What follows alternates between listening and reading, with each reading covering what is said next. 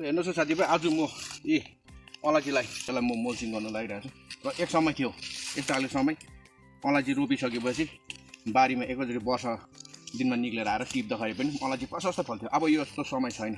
अहिले अब विभिन्न प्रकारका केमिकलहरू संसारमा युज भएकोले गर्दाखेरि अलैँचीलाई पनि धेरै असर गरेको छ। त्यसले गर्दाखेरि हप्तामा एकपल्ट अलैँची बारीमा पस्नु आवश्यक छ। र हेर्नुहोस् यो फुल खेल्नु थाल्यो यो समयमा कोथा लाग्न थाल्यो, यसको टुसाहरू यसरी हाल्नु थाल्यो।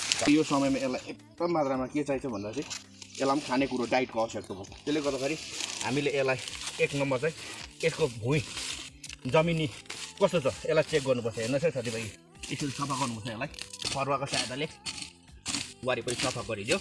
हेर्नुहोस् है अब यो यसको जमिन एकदम कडा छ। त्यो कडाले गर्दाखेरि यसको जराहरू वरिपरि सर्भाइभ गर्नु सक्दैन, यो हेल्दी हुँदैन। त्यसले गर्दाखेरि अलैँचीले फल दिनु सक्दैन। त्यसले गर्दाखेरि हेर्नुहोस् तपाईँहरूको बारी मलिलो छ भने मल युज नगर्नुहोस्, सिधै यसरी गरेर हल्का गरिदिनुहोस् यसलाई।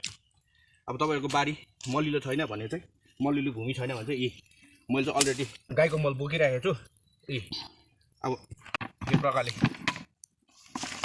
वरिपरि एक राउन्ड यसो गरेपछि अब यो काँटाको सहायताले यसो गरेपछि हल्का फरुवाले गर्नु हुँदैन, किनभने भित्र फेरि जरा काटिन्छ। काँटाले गर्नाले चाहिँ हल्का फर्का गर्दा चाहिँ भित्र जरा नछुटिने प्रकारले यसरी हल्का गरेपछि चाहिँ यसले मोल पनि पायो, तलको जमिन पनि हल्का भयो। त्यसले गर्दाखेरि जराले मजाले सर्भाइभ गर्छ।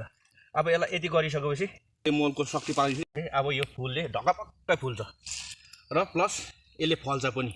त्यसले गर्दाखेरि यो प्रकारले रोपेको अलैँचीले चाहिँ 100% फल प्रशस्त दिन्छ। हेर्नु र हेर्नुहोस् साथीभाइ म यसलाई फलेको पनि तपाईँहरूलाई भिडियो बनाएर देखाउने नै छु अवश्य।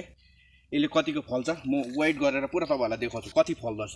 यसो गरेर यो झ्याङ मर्छ कि मर्दैन, झ्याङ कतिको हेल्दी हुन्छ, यो सब कुछ म तपाईँहरूलाई भिडियोमा पछिबाट म बनाउने छु। ल हेर्नुहोस् मलले लागेपछि चाहिँ टुसा देख्नुभयो, यो खालको टुस आउँछ। यो खालको टुस आउँछ।